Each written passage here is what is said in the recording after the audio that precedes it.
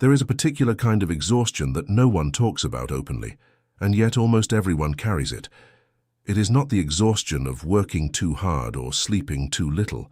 It is something deeper, something that settles into your chest on a Sunday afternoon when everything is technically fine. And yet nothing feels right. You look around at your life, at the choices you have made, at the routines you follow, at the face you show the world every morning, and somewhere beneath all of it, quietly and persistently, a voice asks whether any of this is truly yours, whether you chose this or simply fell into it, whether the person living your life is actually you or someone you invented to survive the expectations of everyone around you.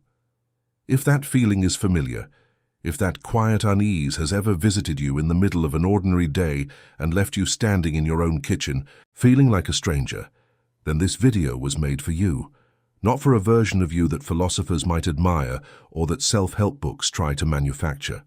For you, exactly as you are right now, uncertain and searching and honest enough to admit that something is missing even when you cannot name what it is. Jean-Paul Sartre looked directly at that feeling and did not flinch. He did not tell people to think positively or to find their passion or to simply choose happiness. He said something far more disturbing and far more liberating at the same time. He said that you are not who you think. You are that the self you cling to is a fiction you have been building to escape something terrifying, and that the terror you have been running from is actually the only real freedom you will ever have. That is not a metaphor. That is not poetic exaggeration. That is the most honest thing any philosopher has ever said about the condition of being a conscious human being alive in the modern world, and once you truly understand it, you will never be able to look at your own life the same way again. Most people move through their entire lives without ever confronting a single question. Sartre spent his career forcing into the open. They accept the roles assigned to them. They perform the identities expected of them. They make peace with the gap between who they are and who they sense they could be, and they call that peace maturity. They build routines and call them stability. They follow scripts written by their families, their cultures, their employers, their fears, and they call that living. Sartre called it something else entirely. He called it bad faith, and he argued that it is the defining condition of human existence in a civilization that has every incentive to keep you from ever waking up to your own freedom. The disturbing part is not that people live this way. The disturbing part is that they do it voluntarily, that they actively participate in their own confinement, and that they do so because freedom, real freedom, is genuinely terrifying in a way that comfort never is. To understand why Sartre believed this, you have to start at the beginning of his entire philosophical project, which begins with a single sentence that overturned centuries of thinking about what it means to be human. Existence precedes essence.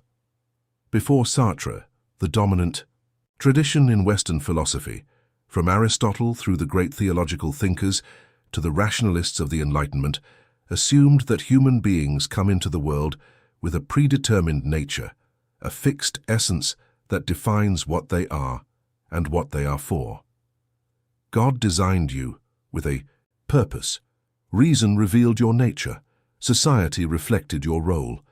The meaning of your life was already written somewhere before you arrived to live it. Sartre looked at that assumption and dismantled it with a clarity that was almost violent in its simplicity. There is no God who designed you. There is no eternal blueprint. There is no essential human nature waiting to be discovered. You arrived in the world first, as pure existence, as a conscious being thrown into circumstances you did not choose, and only afterward, through the choices you make, do you create whatever it is you are. You are not born with a self. You build one choice by choice, and every choice you make is an act of creation for which you are completely and inescapably responsible. That responsibility is where the terror begins. Because if existence precedes essence, if you are the author of what you are, then you cannot blame your nature for your failures. You cannot blame your past for your limitations. You cannot point to your upbringing, your biology, your circumstances, your society, and say that these things made you who you are in a way that removes your agency. Sartre acknowledged that you are born into a situation you did not choose, that you inherit a world already thick with meanings and pressures and structures. He called this your facticity, the raw material of your existence, the things that are simply given. But facticity is not destiny. You are always more than your situation, because you are always the one who interprets it, responds to it, and gives it the weight it holds in your life. The waiter who performs his role so perfectly that he seems to have no existence outside of it. The employee who says he has no choice but to stay in a job that is slowly hollowing him out. The person who tells themselves they cannot leave a relationship because of the children or the mortgage or the fear of being alone. All of them are engaged in the same act. They are pretending that they are things rather than beings. They are treating themselves as objects defined by external forces, rather than as subjects capable of choosing how to respond to those forces. And Sartre named this pretending with devastating precision. He called it bad faith.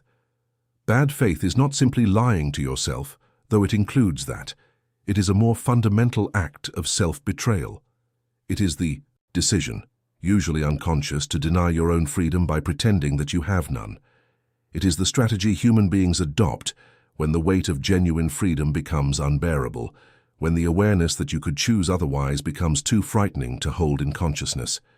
You hide from that awareness by adopting a role so completely that you forget the role is a performance. You become the responsible parent, the loyal employee, the sensible person who does not take risks, the realist who understands that dreams are for children, and you inhabit that identity so thoroughly that the question of whether it is truly yours stops feeling like a question at all. You stop noticing the gap between who you are performing and who you might be if you were honest. You stop hearing the voice that asks whether any of this is truly what you chose or simply what you settled for when choosing felt too dangerous. Now, before going any deeper into what Sartre offers as a way through this, there is something important to acknowledge, something that might be difficult to say and even more difficult to hear. If you are watching this right now and something in what has been said already feels uncomfortably familiar, if you recognize the weight of a life that feels more like something that happened to you than something you built, if there is a version of yourself you have been quietly mourning without ever giving yourself permission to grieve it openly, you are not alone in that. More people carry that specific ache than anyone admits, and most of them carry it in silence because the world does not have much patience for that kind of honesty. So if this is landing somewhere tender for you, take a moment and leave a comment below. You can simply write the words, "I am ready to choose." That is it. Those 4 words left in the comments are not just for you. They are for the person who will scroll down later tonight, feeling exactly what you are feeling right now, and who will see that someone else was brave enough to name it. You being honest in that comment section might be the thing that makes another person feel less alone with something they have been carrying for years. That matters more than you might think. Returning now to Sartre, because the deepest layer of his thinking on freedom is also the most counterintuitive and the most important for anyone who has started to feel the grip of bad faith loosening. Sartre did not offer a solution that makes freedom easy. He offered something far more demanding and far more honest.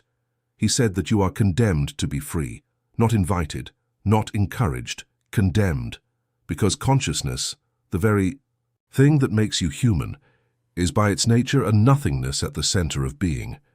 You are not a thing. You are a gap, a perpetual distance from yourself, an awareness that can never fully coincide with what it is aware of. This is what Sartre meant by the for itself, the mode of being that belongs to conscious creatures, as opposed to the in itself, the solid, dense, self-identical being of objects.